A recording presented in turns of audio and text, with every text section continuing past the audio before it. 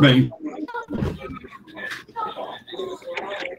quando a gente pensa numa língua, especialmente nas línguas naturais, a gente tem que levar em consideração uma coisa extremamente importante sobre elas. Uma língua natural, a história de uma língua natural, confunde-se com a história mesma do território. Então, uma língua natural, toda a história que envolve o povo, a questão política, a questão militar, todas essas vicissitudes farão parte da própria história da língua. Então, quanto mais a gente conhece sobre a história do povo que fala aquela língua, tanto mais, ou com tanto maior... Só um instantezinho. Deixa eu baixar um pouco, Gabriel.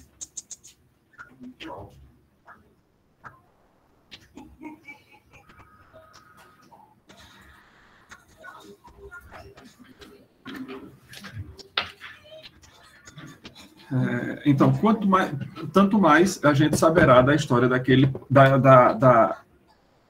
de como aquela língua se organiza. Então, na semana passada, a gente se deteve sobre a história da língua antes do período dos romanos.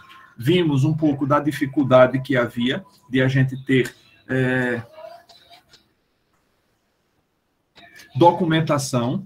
O que a gente tem são indícios a partir da arqueologia, por conta dos repetidos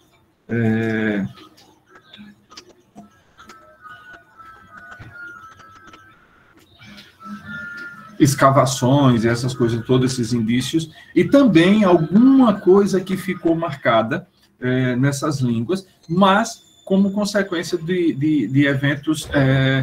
De achados arqueológicos e de estudos etnográficos, tudo isso, obviamente, pensando também na questão da linguística. Eu já comentei outras vezes aqui com vocês sobre o filósofo que eu estudo, que é Leibniz.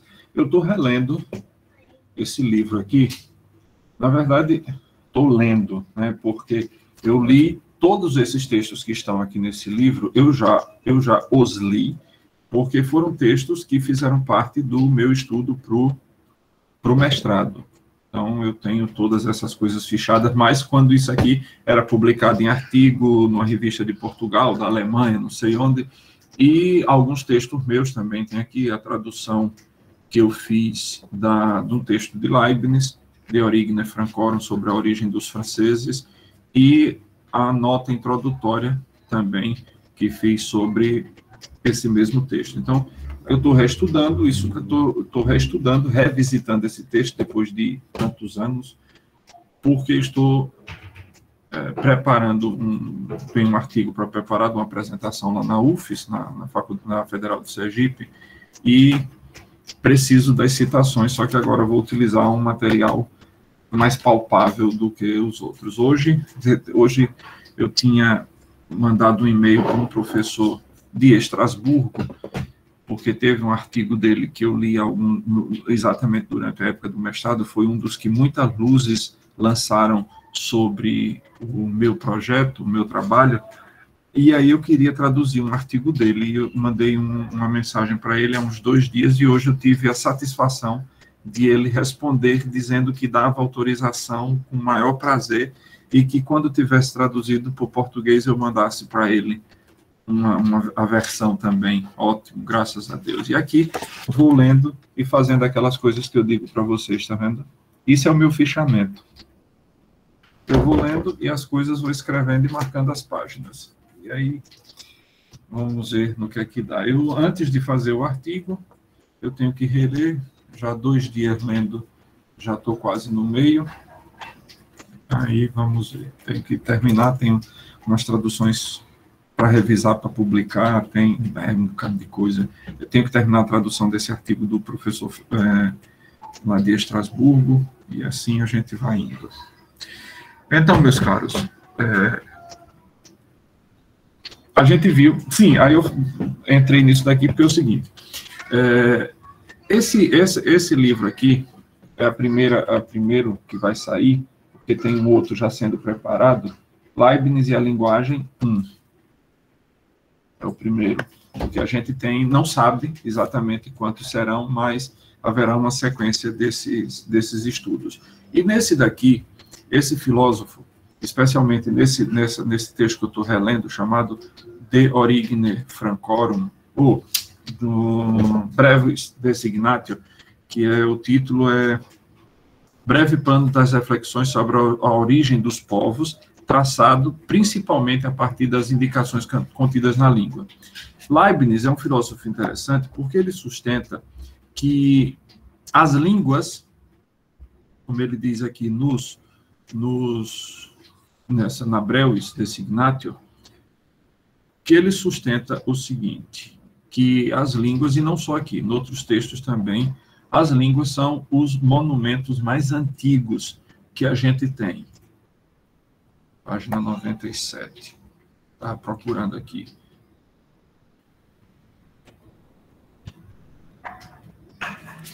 É isso.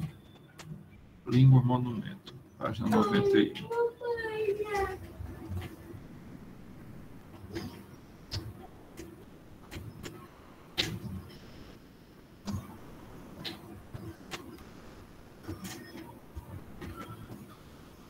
Diz aqui, logo no início, visto que as origens dos povos remotos estão para além da história, pensando agora no português, né? O que é história? Se a gente for pensar cruamente no termo, é aquilo que está documentado. Todas as coisas das quais a gente não tem registro escrito, a gente pode dizer que é pré-história. Geralmente, a pré-história vem a ser aquele momento antes da invenção da escrita, porque a partir dali a gente tem algumas documentações que são mais do que resquícios de caco de cerâmica, ponta de flecha, há muito mais do que isso. Então, visto que as origens dos povos remotos estão para além da história, ou como ele diz no texto latino, né, historiam transcendet, transcendam a mesma história, as línguas, em seu lugar, fornecem-nos os monumentos dos povos antigos. Isso ele retoma em toda a obra que ele vai tratar disso. Como a gente, então, vai pensar que houve um período na história em que os fenícios, os gregos, os celtas, toda aquela galera de que a gente falou, ainda que rapidamente, ainda que ligeiramente na aula passada, como a gente sabe que esses povos passaram? Porque, de alguma maneira, ficaram vestígios. E onde ficam principalmente esses vestígios? Leibniz sustenta que esses vestígios ficam principalmente nos nomes geográficos. Nomes das cidades, nomes de rios, nomes de montanhas. Esses nomes, diz assim ele, olha.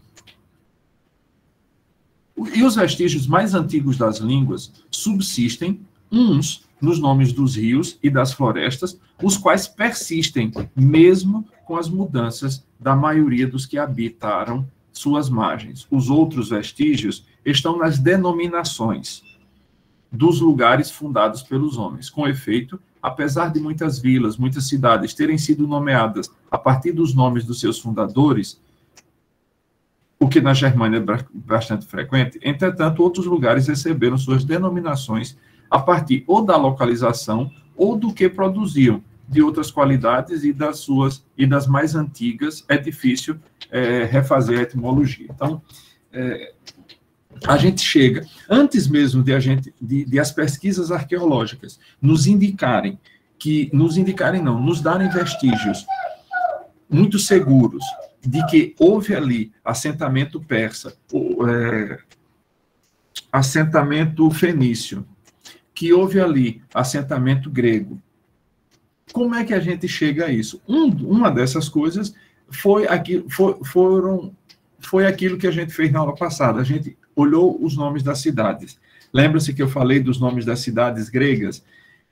Então, a partir dos nomes e de alguns vestígios que ficam marcados na língua, algumas estruturas que não são estruturas propriamente latinas, ou que não são, vamos dizer, radicais, contidos nessas palavras que sejam de origem latina, a gente consegue fazer um percurso da ideia, um percurso ideal, de que houve povos ali que usavam aqueles tipos de linguagem. Então, a gente remonta nessa história que Leibniz propõe, seja nos Novos Ensaios, que no De Origine Francorum, essas obras são 1706 até 1715, mais ou menos o período em que a maioria dessas obras de Leibniz são escritas.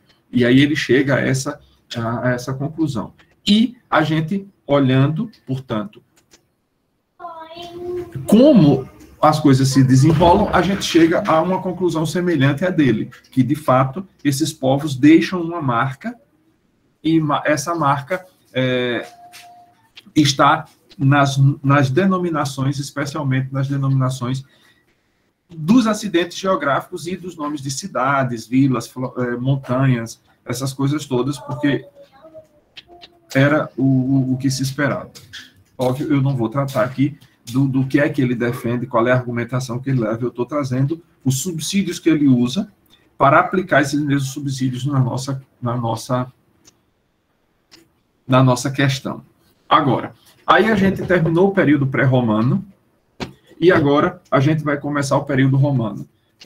Lá no SIGA A, eu já deixei marcadinho as páginas, marcadinhas as páginas. Então, hoje, dia 28 de outubro, a gente está no período romano, vai da página 24 do PDF até a página 27. Vamos lá.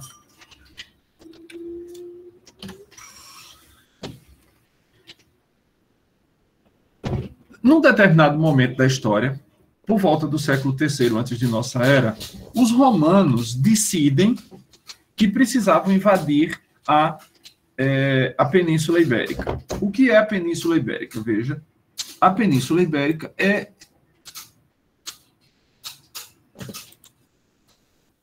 esse pedaço aqui. Aqui está Portugal, e esse outro pedaço aqui até aqui é a Espanha, e aqui é a parte da França. Então, aqui estão os romanos. Por que razão os romanos decidem que precisam invadir esse território aqui? Aqui existe um acidente geográfico, que são os Pirineus, uma cordilheira de montanhas bem altas. Os romanos decidem que precisam invadir isso aqui. Mas qual é o motivo? Por que razão os romanos acham que precisavam fazer esse tipo de coisa? Porque eles estavam, os romanos, em guerra contra uma cidade fenícia, que foi fundada pelos fenícios, que era Cartago. Cartago era um povo de língua fenícia e de costumes fenícios e de política fenícia. Era um povo, portanto, fenício. E viviam os cartagineses e os romanos numa guerra constante, digamos assim, em estado de animosidade entre os romanos e os cartagineses. Graças aos cartagineses, os romanos aprenderam a fazer guerra marítima. Porque os romanos eram especializados, sempre foram, durante todo o período do Império Romano, o exército romano sempre foi uma máquina de guerrear em terra. Mas graças aos cartagineses, os romanos também tornaram-se uma máquina de guerra no mar. Bem, aí por que os romanos fizeram isso? Porque num determinado momento da história, os cartagineses, muito provavelmente durante a Primeira Guerra Púnica, chama-se Guerra Púnica, porque o nome fenício, em língua fenícia, é Punos, ou Funos. Por isso, Guerra Púnica. E aí, os fenícios, esses fenícios cartagineses, atravessaram o norte da África, cruzaram o Estreito de Gibraltar, que o nome é estreito, chama-se estreito, porque é um braço estreito de mar, um estreito de mar, deve ter em volta de uns 26 a 30 quilômetros. Eu acho que tem aqui no próximo slide a medida exata disso aqui, no ponto mais largo. E aí, os cartagineses, atravessaram isso daqui, atravessaram aqui essa região chamada de Pirineus, a Cordilheira dos Pirineus, e foram invadir Roma. Claro que isso aqui não foi uma coisa muito agradável no primeiro momento para os cartagineses, porque essa cordilheira é muito alta e há muita neve, e os caras estão aqui no norte da África, eles carregavam consigo elefantes, cavalaria, camelo, todas essas coisas, e ao chegarem aqui, muitos desses animais terminam morrendo. Então, o exército não ia... Só para vocês imaginarem o que seria um elefante no campo de batalha dessa época. Seria o equivalente a um tanque de guerra. Seria o equivalente a um tanque de guerra. A cavalaria os romanos já também usavam. Só não usavam, entre aspas, aqui uma camelaria. Mas as outras coisas os romanos também tinham arcos, cavalaria, todas as coisas, né? Os equitas, como eram chamados pelos romanos, os equestres, né? A ordem equestre. Bem, aí quando os romanos perceberam que os cartagineses estavam audaciosos o suficiente para cruzarem aquele estreito de mar e tentar pegar os romanos desprevenidos, avançando pelo continente, do oeste para o leste, os romanos, então, sentem que é preciso guardar esse pedaço de terra a fim que os cartagineses não o atravessassem de novo. De fato, a província mais antiga dos romanos, que é de período senatorial, é do século III antes de nossa era, ela fica exatamente aqui, que é a Eubéia. É esse o nome? Não, Bética, a província Bética. Eubéia é uma das ilhas do mar Egeu. Então, a Bética fica nessa região aqui, e era porque justamente aqui? Para proteger, para fazer uma fortaleza aqui no Estreito de Gibraltar, que aqui, na época, obviamente, não se chamava com esse nome, a gente vai ver isso daqui a 15 dias, a gente vai falar, porque como a gente está tratando da Península Ibérica, todas essas coisas aqui nos interessam. Na semana passada, interessavam-nos mais as cidades que costeavam aqui o Mediterrâneo, porque dessas cidades a gente tirou os indícios de que os fenícios, não esses fenícios que estavam aqui em Cartago, mas os fenícios que vieram por aqui e, inclusive, fundaram Cartago, como um entreposto comercial, porque eles vinham... estanciavam aqui em Cartago e de Cartago partiam para cá. Quando colhiam as coisas que tinham que colher aqui no outro entreposto que eles tinham fundado por aqui, retornavam, paravam aqui e daqui seguiam viagem. Então, a gente sempre vai, durante essas 5 semanas, retornar sobre essa geografia da Península Ibérica, porque isso é extremamente importante para a gente entender as vicissitudes de nossa língua.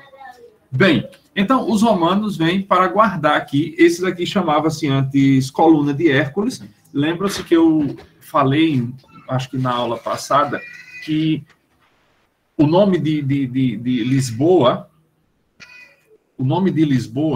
é Ulicipo, era Ulicipo em latim, Ulicipo. Ulicipo por quê?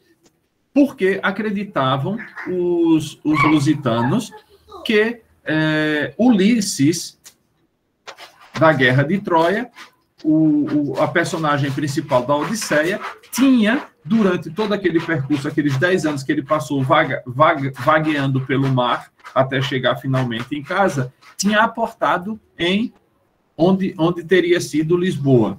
Por isso, Lisboa tem o nome em homenagem a ele, Ulisses, e daí Ulicipo, é o nome dela antigo. Mais uma coisa que Leibniz, também no outro livro chamado Ensaios de Teodiceia, dedica uns 5 parágrafos somente, acho que é do 2º livro, à questão das histórias dos mitos, como os mitos têm uma história para contar que está para além da história mesma. Os mitos, os nomes dos mitos revelam muito mais do que está dito. Então, é muito provável que essa história sobre Ulisses Não sei se a gente vai dizer, Ulisses de fato existiu. Provavelmente, pode até ter existido. Como até algum tempo pensava-se que toda a história da guerra de Troia era apenas uma história. Até que, acho que pelo século XIX, um arqueólogo amador encontrou as ruínas, efetivamente, de Troia, no lugar mesmo onde estavam ditos nas histórias, nas poesias, que Troia se encontrava. E ninguém dava crédito, porque, é poesia, a gente não pode tomar a poesia como verdade. A questão sobre a poesia, a gente precisa ter bem claro isso, o discurso, a gente pode... Há dois autores que falam um pouquinho sobre isso, um mais na linha aristotélica, que Aristóteles não vai fazer essa definição propriamente, mas Olavo de Carvalho, num livro chamado Aristóteles de Nova Perspectiva, faz um resumo, um apanhado muito interessante do que seria a teoria do discurso de Aristóteles, e ele diz que o discurso, Aristóteles o pensava segundo quatro níveis: o discurso poético, o discurso retórico, o discurso...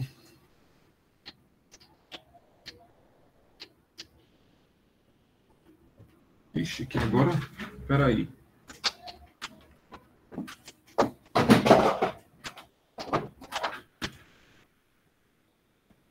Acho que é o discurso dialético e o discurso... Não, acho que dialético é o último. É analítico, é essa sequência. O discurso poético, o discurso retórico, o discurso dialético e o discurso analítico. Qual é a característica desses quatro discursos? Em Aristóteles, vai segundo nível de apreensão da verdade. Então, vai do poético para o analítico, que seria o lógico, o científico.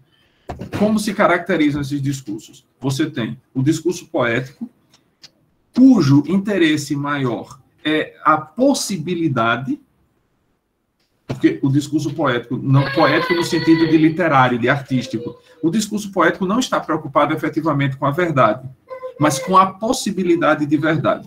Quando Júlio Verne, lá no século XIX, escreveu As 20.000 Léguas Submarinas e descreveu um submarino e todo aquele aparato que um submarino tinha e como andava por debaixo dos mares, as pessoas o reputaram por louco ou por endemoniado.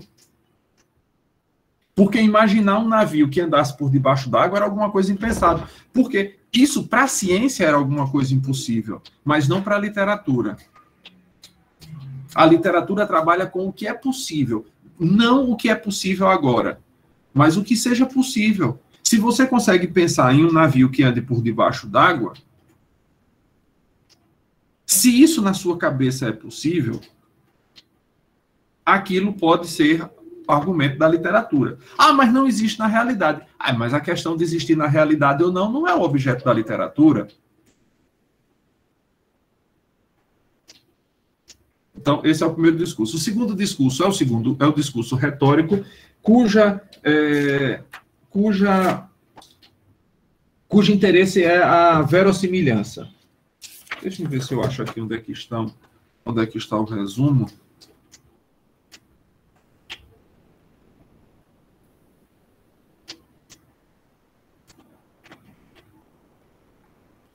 Exato, o discurso retórico é o discurso da verossimilhança, quer dizer, ele também não está muito preocupado com a verdade, mas na opinião. Se você acredita, eu parto daquilo que você acredita, daquilo que você tem como opinião, vamos considerar que ela seja verdade. Mas ela não é verdade. Mas isso aí não entra na questão. E aí você vai para o próximo discurso, que é o discurso lógico, analítico, não, o discurso dialético. O discurso dialético é o discurso quando você começa a pegar as informações que você colheu nos dois outros momentos, da possibilidade, da probabilidade. Veja, você está na possibilidade, você vai para a probabilidade, e agora você vai começar o período mais empírico, vamos tentar ver se essas coisas funcionam. Vamos imaginar, Júlio Verne imagina lá o submarino, né? Era o Capitão Nemo, o nome do submarino era Nautilus. Nautilus. E o professor Aronnax.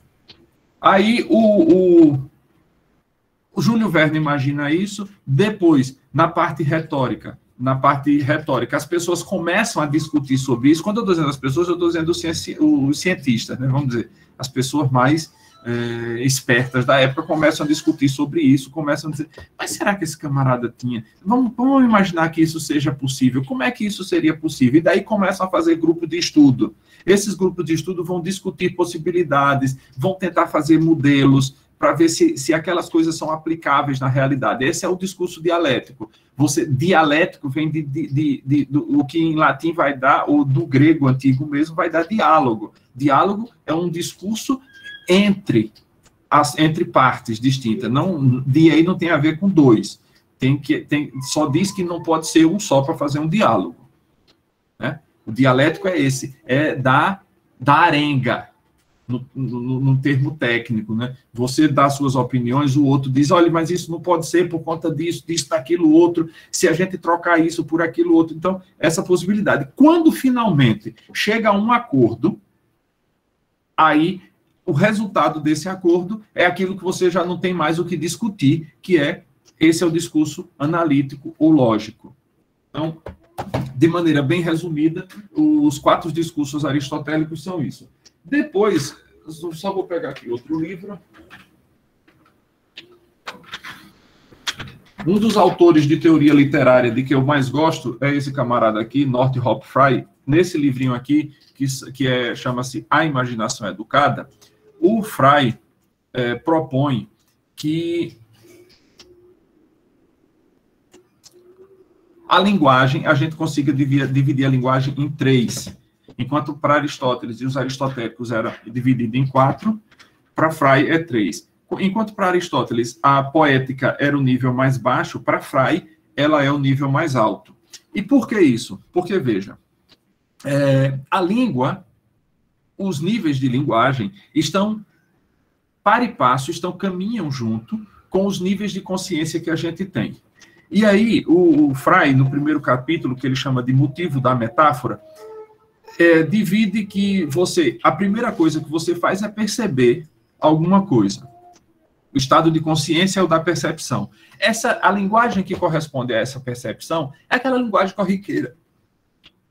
É a linguagem que você vai a uma bodega comprar meio quilo de arroz, 1 libra de farinha. É a linguagem de todos os dias. A linguagem que não quer muito esforço, que não requer muito esforço.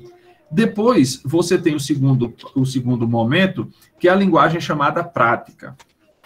Essa linguagem prática, que também pode ser a linguagem, seja técnica, que da ciência, é uma linguagem mais das habilidades práticas mesmo. Diz ele, aqui tem um resumo que eu fiz. Quando ele pensa no motivo da metáfora, ele está pensando em por que estudar literatura, né? Algumas pessoas dizem, para pensar melhor, para viver melhor. Mas que diferença faz o estudo da literatura nas nossas vidas? Se você não estudar literatura, você vai viver melhor ou pior do que alguém? Então, o autor, Northrop Frye, acreditava que essas questões, para que serve a literatura, ou então, não as questões, a tentativa de resposta, elas eram pueris. Mas as perguntas mais simples, às vezes, são aquelas que têm uma dificuldade maior de a gente encontrar a resposta para elas. Aí ele vem que...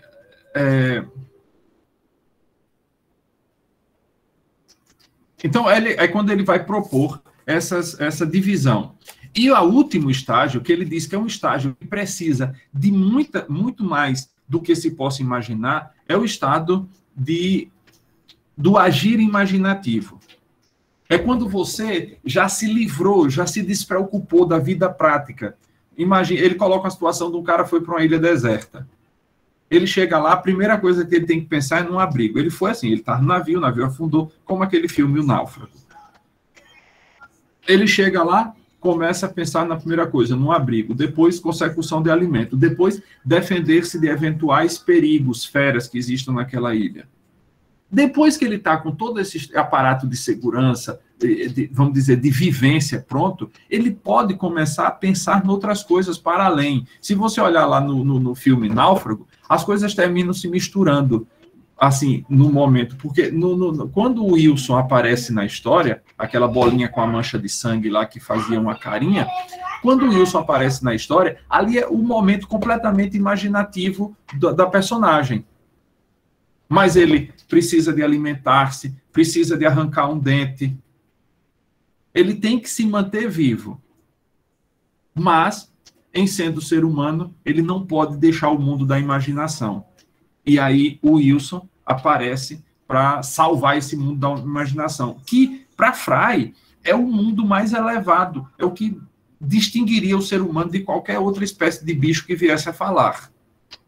E eu, obviamente, como toca a minha área mais diretamente, os argumentos de Fry, se vocês quiserem adquirir, esse livro é muito bom, chama-se A Imaginação Educada. Foram 5 palestras de 30 minutos que ele deu no rádio do Canadá na década de 50 ou 60. Manda foto dele depois no grupo. Certo. É fabuloso, é uma leitura agradabilíssima. Pense, ela não é difícil porque era palestra que ele dava no rádio. Então, para todo mundo de fala inglesa, esse discurso era depois transmitido para os Estados Unidos, para a Inglaterra. É numa linguagem acessível. É muito bom. Você já ouviu falar de um livro Senhor das Moscas? Está na minha lista de leitura, mas não o li ainda. Já está ali na expectativa. Eu tenho ouvido críticas muito boas sobre ele, mas eu estou com o e-book dele, porque não tenho mais espaço onde colocar, não. Entendi. Aí eu estou só comprando o livro agora que eu vá precisar para fazer citação em trabalho, alguma coisa dessa. Mas... Ele está no bolo daqueles livros que eu disse que eu ia comprar, que ainda não comprei. Está no bolo ali. O Senhor das Moscas está. Não sei quando vai ser a leitura dele, não, mas ele está no bolo de leitura. Eu espero no próximo ano retomar meu ritmo de leitura. Porque esse ano tá punk. O ano já vai em outubro, eu só li 35, quer dizer, estou ainda no 35º livro. Eu que não retomei nenhuma leitura. Pelo menos só conseguiu ler tudo isso. Não li não. Tem uns que eu tô lendo ainda, porque tem uns que eu só leio no final de semana, tem uns que eu leio um pedacinho hoje, amanhã não leio. Eu leio normalmente 3, 4 livros de uma vez, agora em momentos bem distintos, né? Porque senão não atinjo. Eu li em compulsão. Teve uma época que eu fiquei sem celular, eu acho que uma semana eu fiquei lendo um livro atrás do outro. Pois, eu uso o celular justamente para ler. Aí vamos lá. Então, os romanos sentiram a necessidade por conta disso aqui, que era a ameaça cartaginesa. E as guerras púnicas que aconteceram, se eu não me engano, foram 3 guerras púnicas que aconteceram nesse período de 264 até 146 antes de nossa era. Os romanos, para administrar melhor, eles costumavam dividir utilizando características que eles acreditavam serem comuns, né? Então, quando eles chegaram na Península Ibérica, eles dividiram, no primeiro momento, a península em chamada Ulterior e Quiterior. Isso aqui era de acordo com a distância que tivesse de Roma, né? Quiterior ou Citerior é essa parte daqui, que estava mais próxima de Roma, e a Ulterior era a que estava mais distante de Roma. Então, essa era a divisão. Quem estavam dentro dessa divisão? Esses povos aqui. Os vetones... Desculpem. Os vetones, lusitani, calaique, que são os galegos. Os lusitanos, esses aqui são os nem sei mais quem são esses. Aí na Quitério, nessa daqui, estavam os Celtiberi, os celtas aqui que se juntaram com os iberos, de que eu falei na semana passada, os Carpetani, os Ortani, Arevac e os Vacai. Depois, em 227, já a parte ulterior, que é esse pedaço daqui, olha, esse pedaço aqui rosa e azul, a Quitério é só esse pedaço alaranjado aqui. Isso aqui é desses aqui, dos Vacai, que são os bascos. E aí você vai ter a divisão resumida da ulterior em Bética, que era essa região daqui, que era a mais romanizada de todas elas, e a Lusitânia, que era esse pedaço daqui, essa linha aqui, Lusitânia, cuja romanização foi muito lenta. A Lusitânia, por sua vez, e ainda tinha a divisão que eles faziam, tinha a Tarraconense, mas aí era um pedaço mais aqui ao norte, por conta da Gália, que eles dividiam, na semana passada eu falei da Gália dividida em 3, depois ela foi dividida em 5 partes. Uma delas era a Tarraconense, a Narbonense, a Bélgica. Então, eram 5 partes em que estava dividida a Gália, e um pedaço, a Tarraconense, era esse pedaço por aqui, por essa região que invadia um pouco da Península Ibérica. Então, a Lusitânia ficou politicamente organizada nisso que que os romanos chamavam de conventus. Deixa-me só ver aqui se eu acho exatamente onde está isso.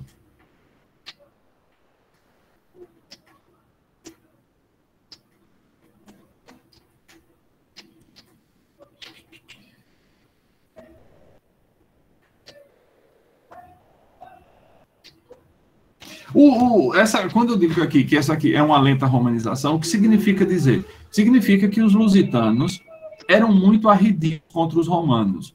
Talvez isso se devesse ao espírito celta, que estava muito imbricado. Os celtas, eles chegam e vão devagarzinho se infiltrando em todos os cantos. E era um povo extremamente guerreiro. Não que os lusitanos ou os iberos não o fossem. Como a gente viu na aula passada, muito provavelmente eram, porque os celtas viram-se na iminência de ter que murar suas cidades para se defenderem. Então, muito provavelmente, os iberos eram um grupo de gente bem feroz. Mas a Lusitânia era um pedaço aqui para cima estavam os Calaique, que eram os galegos, né? A Galícia, nessa região, Lusitânia, a Bética, a Tarraconense, e aqui estão os outros nomes dessa galera espalhada. Quando vocês estiverem com com os PDFs, isso aqui fica mais claro. E aí, essa divisão em conventos é como se fossem em regiões. E aí, grande parte disso vai se dever a uma nova divisão que vai aparecer durante o período de Augusto, que é o período a cidade chamada, os conventos, né, esses centros administrativos. Você vai ter a Pax Iulia, que vai dar a cidade de Beja, Pax Iulia, isso aqui vai virar Paz Iulia, e depois Paz Iula, e aí vai virar Beja. Emérita Augusta, que vira Mérida, aqui, tirou Mérida. Emérita Augusta, e Escalabis, Santarém. Essa daqui é na Espanha, essas duas em Portugal. Na história da língua portuguesa,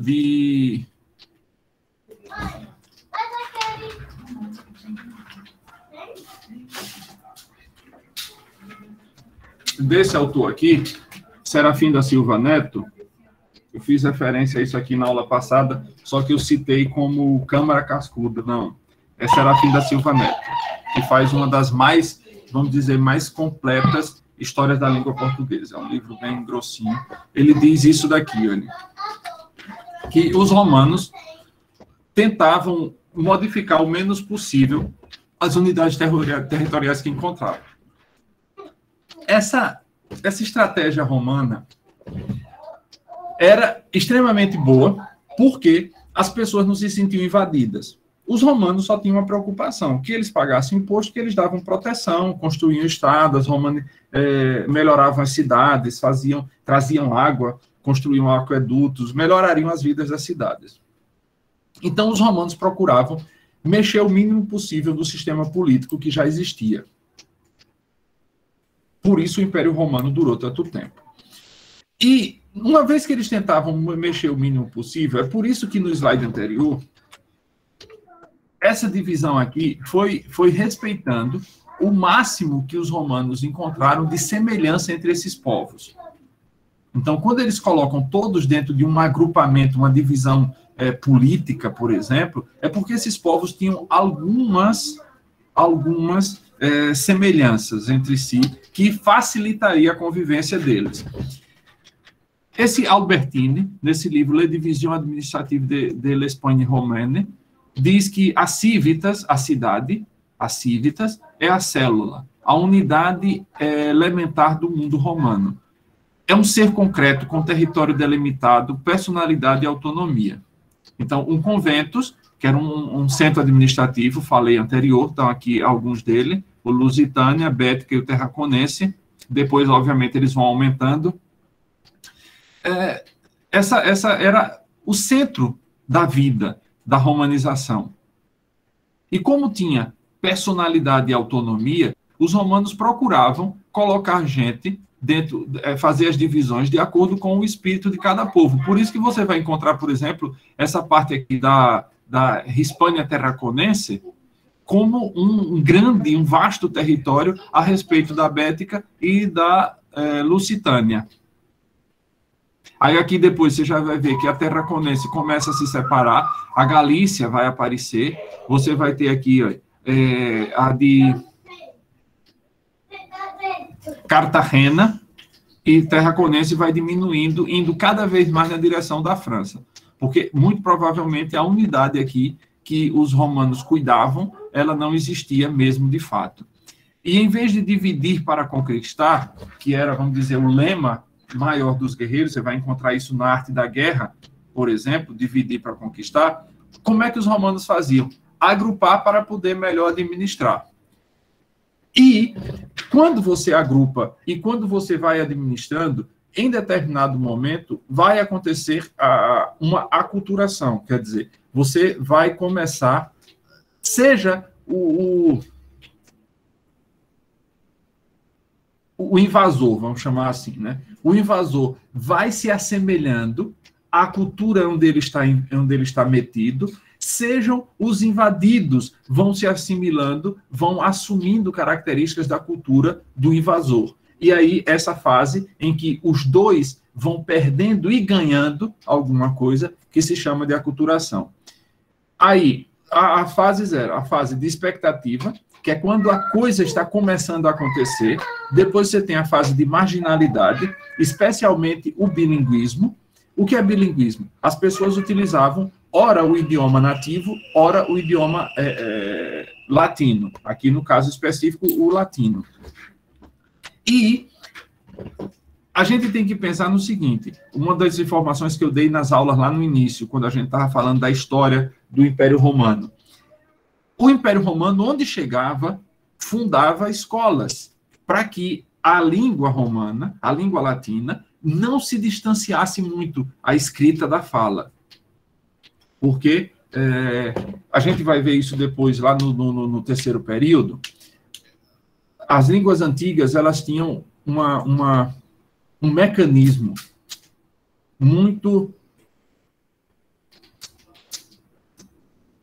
prático, que cada letra correspondia a um único som. Não existiam essa história que você tem uma letra com 2 fonemas, ou uma letra com 4 fonemas, como é o caso do X. Não, em latim, por exemplo, em grego antigo, você tinha uma letra correspondia a um fonema, um grafema a um fonema. Isso simplificava demais. O Império quando botava as escolas onde quer que ele chegasse, era para que as pessoas distantes do centro do império, portanto, distantes de Roma, não perdessem a sua romanidade. É claro que isso não foi muito à frente, porque, primeiro, nem todos tinham condições, sejam condições financeiras, sejam condições de tempo, sejam condições intelectuais de ir frequentar a escola. E aí, as escolas se mantinham para um grupo, mas outro grupo continuava falando latim, mesmo dentro do exército, os soldados não tinham tempo de estar frequentando escola, porque eles tinham outras preocupações muito maiores. E o exército romano não era preocupado somente em guerra. O exército romano era uma máquina de engenharia, porque todas essas aquedutos, estradas, aquelas cidades que hoje estão encontrando cópias perfeitas de Roma no norte da África, eram construídas pelo exército. E, pasmem, estão aí de pé, os aquedutos que cortavam a Europa estão todos de pé, passando por 2 guerras mundiais, terremotos, todas as espécies de intempéries, e ali continuam de pé. O exército era uma máquina, consumia muito dinheiro do pagador de imposto, mas era uma máquina de construção e também de segurança. E quando finalmente... Aí, sobre o bilinguismo, ainda acontece uma coisa. Quem era mais afetado pelo bilinguismo? As pessoas que já eram mais, vamos dizer, que já eram mais velhas.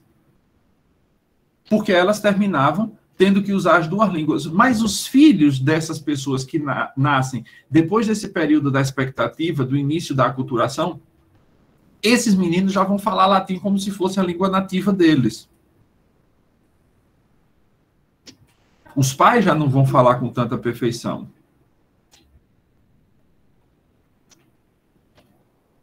Mais ou menos isso. O exército se ocupava de tudo. E, por fim, era o terceiro momento, que era a vitória da cultura romana. Nesse período é que o cristianismo começa a sua difusão. É nesse período que o cristianismo aproveita da uniformidade, vamos dizer, porque a primeira grande globalização que a gente teve, muito provavelmente, vou falar assim, mas talvez a primeira grande globalização tenha sido a dos persas, que dominaram praticamente o mundo inteiro durante o período babilônico, aqueles da história antiga. Depois você vai ter o Império de Carlos Magno, com a difusão do helenismo, cujas consequências ainda hoje estão aí presentes. A gente pensa como grego. O Império Romano é, em certo sentido, um fruto da globalização grega, e quando o helenismo cai, entra no lugar o romano, a gente vai dizer que isso é a terceira globalização. Por que globalização? Porque você tinha a possibilidade, com uma única língua, cruzar todo mundo conhecido. Você tinha a possibilidade, com um tipo de dinheiro, fazer comércio em várias partes do mundo. O asse, assim como a dracma no outro período, foi o dinheiro corrente no mundo. Então, aí o cristianismo vale-se dessa globalização que estava acontecendo no mundo romano, no mundo latino, e começa o seu período máximo de expansão.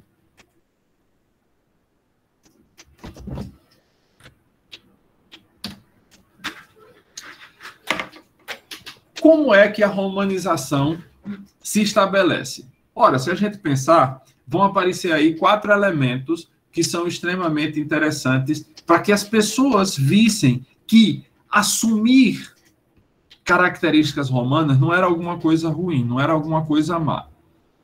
A primeira não era boa, que era o recrutamento militar obrigatório. Então, dali daqueles povos, os soldados arrebanhavam, arrolavam jovens para servir ao exército. Ali dentro, com toda a corrupção linguística que poderia haver, A língua franca era o latim, que é o latim que gerou todas as nossas línguas, né? Como avó gera do latim castrense, do latim militar, surge as línguas românicas, né? O romance, como é chamado, e do romance vão surgir as línguas, o francês, o italiano, todas as variações que aparecem. Agora, aí vem as grandes vantagens. Primeiro, o exército romano onde chegava construía estrada. Por isso que a gente hoje, veja, ainda hoje a gente tem um ditado que vem do mundo antigo. Todo caminho leva a Roma. Porque era exatamente, se você pegar o mapa de estradas do Império Romano, você vai ver que de todo lugar do Império haveria uma estrada que levaria você a Roma. Era uma condição. Depois, você ganhava alguma coisa que era extremamente importante. Isso já nos períodos, vamos dizer, do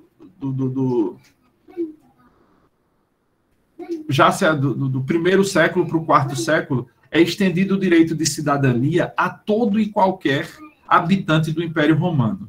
Isso vai trazer consequências catastróficas para o Império, mas aqui não é o momento de a gente tratar disso, porque isso aí não tem muito a ver, mas todo mundo passa a ser cidadão romano. O que significava ser cidadão romano? Isso trazia vantagens. Primeiro, você não poderia ser condenado à morte por qualquer besteira.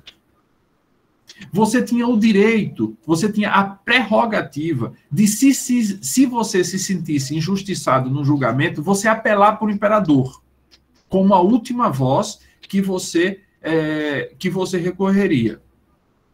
Então, um cidadão comum poderia ser condenado à morte mais ultrajante, mas um cidadão romano só podia ser condenado à morte se fosse por decapitação, porque era uma morte com o mínimo de sofrimento. As mortes em que havia tortura, sofrimento, um cidadão romano não poderia ser chicoteado.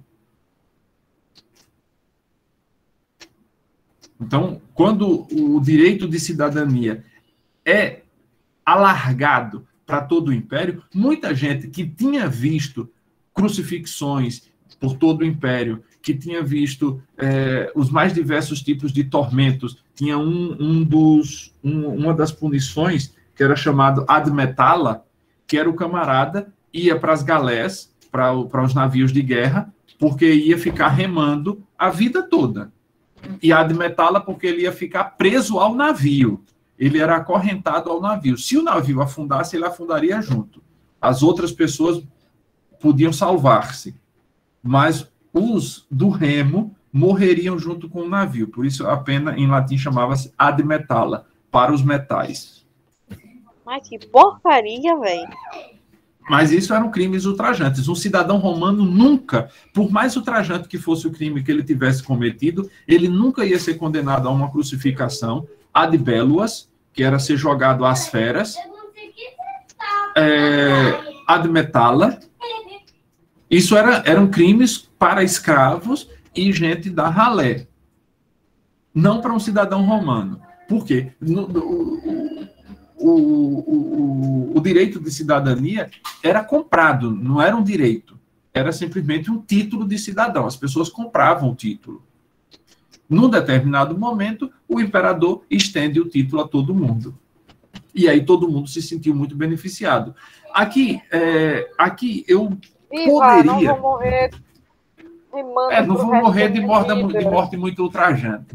Uma coisa que eu poderia ter acrescentado aqui, mas eu não quis acrescentar para respeitar o que está na estrutura do livro, era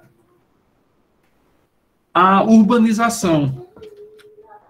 Porque onde o Império se instalasse a sua parte administrativa, eles cuidavam de construir teatros, aquedutos, termas, circos. Circo no sentido não desse que a gente tem, que esse circo que a gente tem, se você reparar, ele é um círculo, porque o nome circus em latim é a redução da palavra círculos.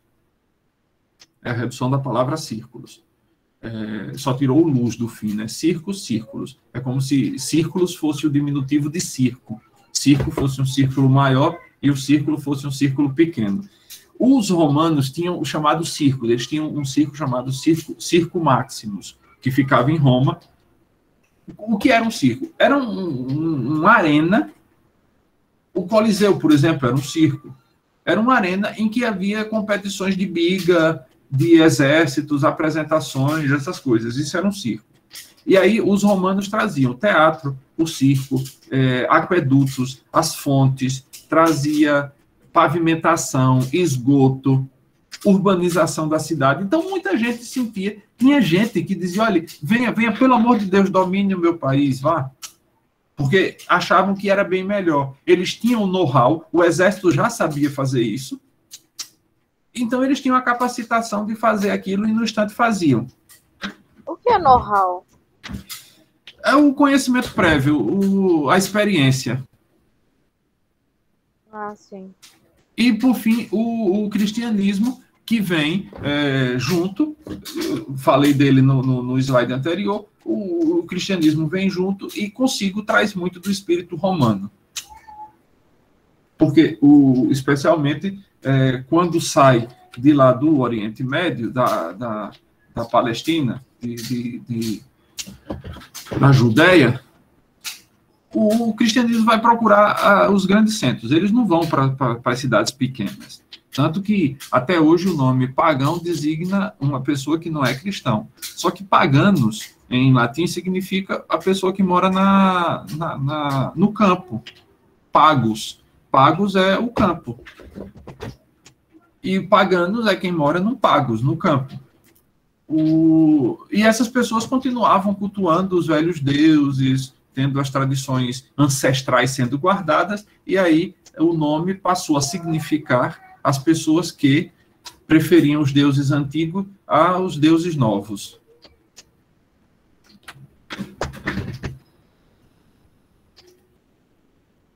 Diferentemente do que a gente ouve por aí, os romanos não impunham língua. Se existe aqui, e eu, pelas conversas de vocês, sei que tem alguns de vocês que são ledores da Bíblia, vocês vão ver que devem ter entendido que, por exemplo, no julgamento lá de Jesus, tudo era feito em hebraico, mas provavelmente em aramaico, que era a língua que se falava naquela época.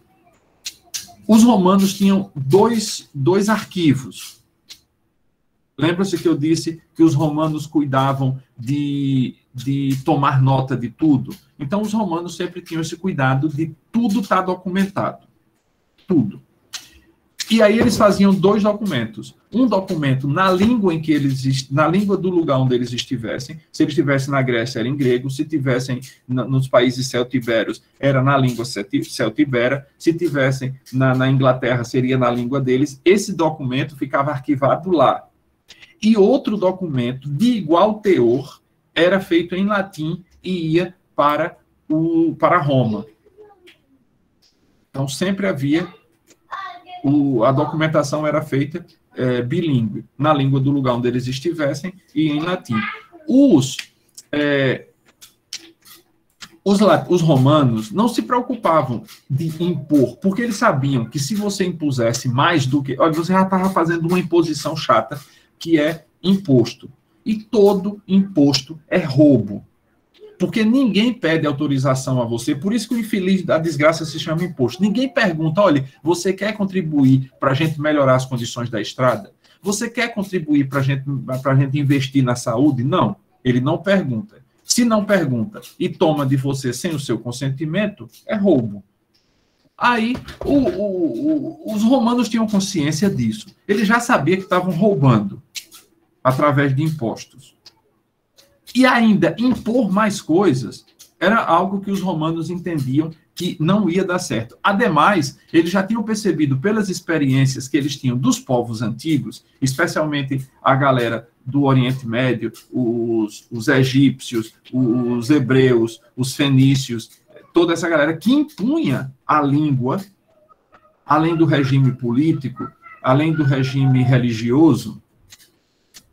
Os romanos tinham por costume respeitar tudo. Agora, eles não admitiam, como que é o que vai acontecer no século III, na Guerra Judaica, eles não vão admitir, mas isso era uma coisa mais dos helenistas do que dos romanos. Os romanos aprenderam que isso não dava certo. Que os helenistas impuseram por exemplo, chega sei lá, em Israel, os caras são monoteístas, aí chega no templo dedicado à divindade única deles e põe lá uma imagem qualquer, ou de um outro deus. Aí quer comprar uma guerra. Os romanos viam os erros que os outros cometeram e evitavam de fazer isso. Por isso eles respeitavam. Ah, você quer ter sua divindade? Tá, tranquilo. Desde que você me pague imposto, você pode ter seu rei, seu deus, o que você quiser. Desde que você me pague o imposto. E ainda vou melhorar a sua cidade. Mas você pode continuar do jeito que você tinha, com a sua vida política, sua vida econômica, sua vida religiosa, como sempre teve. Inclusive direito de ter exército. Os romanos não se metiam nisso. As pessoas depois percebiam as vantagens de que a gente falou aqui, né? As pessoas depois, percebendo as vantagens da romanização, é que de vontade própria iam deixando os costumes e assumindo outros costumes, por causa da quantidade de benefícios que ele tinha. Então, o latim tinha prestígio de língua oficial, mas não se sobrepunha. Servia de veículo de cultura e era um idioma usado na escola. Então, as pessoas terminavam, de alguma forma, aprendendo latim. Porque os soldados, se eles estivessem conversando entre eles, os caras estão ali, sei lá, no norte da Gália, falando dialeto gaulês qualquer ali. Por que é que os soldados, conversando entre eles, se eles têm língua latina como a língua que eles dominam mais, por que é que eles vão falar em gaulês? Eles vão falar, obviamente, em latim. Então, as pessoas ouviam, especialmente aqueles que queriam colher informações para poder empreender as guerrilhas contra os romanos, aprendiam latim para colher informações de quando os soldados estivessem conversando e, a partir dali, começar o processo. Já outros, pelas vantagens que isso vinha.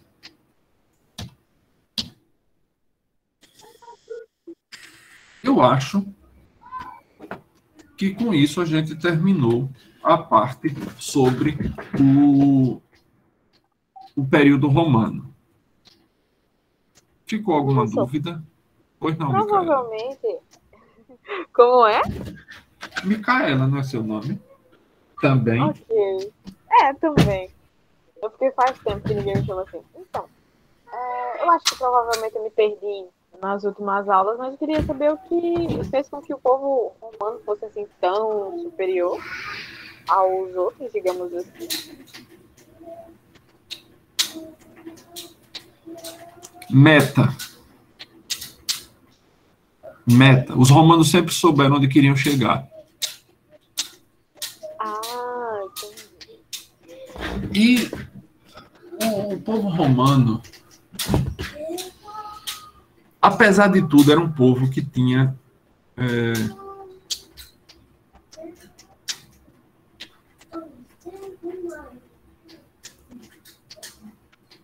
não só meta, sabe, Luana? Tem outras coisas aí em jogo também. Os romanos, a Itália, não produzia o suficiente para alimentar o Império, o Roma. Porque Roma não produz nada. Roma não nasce nem pé de oliva suficiente para plantar, para fornecer óleo para a cidade mesma de Roma. Isso no tempo dos imperadores. Então, o que é que eles precisavam? Eles precisavam de, basicamente, duas coisas. Ou três coisas, vamos dizer assim. Porque a política, o imperador tinha consciência de uma coisa, muito simples. Que se o povo não tiver do lado dele, ele está lascado, ele cai. É por isso que vocês já devem ter ouvido a expressão panes et circenses. Latim significa pão e circo, pão e diversão. Dê comida e dê diversão ao povo, que você vai ter o povo comendo na sua mão. Isso é uma política que os romanos descobriram e que até hoje é aplicada com êxito máximo. Dê migalha, dê esmola e dê diversão ao povo, que você vai ter. Por que você acha que aqui a gente tem tanto feriado? É carnaval, é São João, é não sei o quê, é isso, é aquilo, é feriado de funcionário público, é feriado de não sei o quê, é dia disso, dia daquilo. Dê pão e dê diversão ao povo, que você vai ter um povo caminhando por onde você queira que ele caminhe.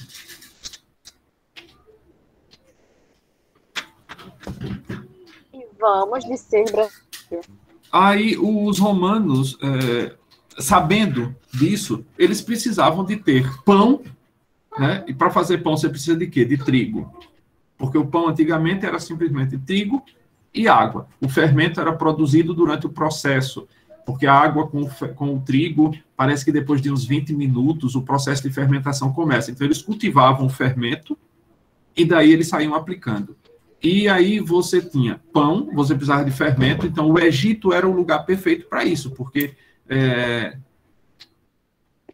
as cheias e vazantes do Nilo eram perfeitas para isso. E aí você tinha trigo. As questões com Cartago, de que eu falei das guerras púnicas, também tinham a ver com isso, porque Cartago não queria se submeter para tornar-se um quintal, uma fazenda produtora de alimento. Aí você precisava de trigo, você precisava de azeite e você precisava de vinho. O vinho, nessa época, as pessoas tomavam muito vinho, porque era o meio melhor que você tinha de conseguir hidratação adequada.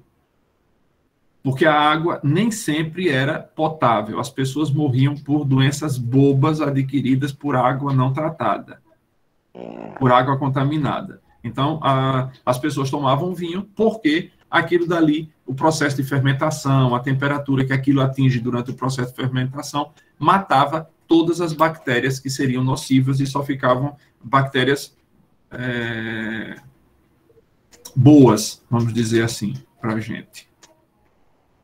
E aí os romanos precisavam disso. No primeiro momento, nos primeiros estágios do domínio romano, é isso. Depois é a necessidade de dinheiro mesmo, de aumentar o roubo, né? A cobrança de imposto. Porque você não dá para manter o exército. O exército consumia, se não me engano, 40% de toda a arrecadação do império era para pagar o exército. Era muito dinheiro. Deu para entender. Então, eles começaram a ficar grandes e depois precisavam continuar grandes. Só que para continuar grande, eles tinham que aumentar cada vez mais. E quanto mais você aumenta o Estado, mais o Estado consome de quem produz. O Estado é, como dizia Thomas Hobbes, é o grande Leviatã.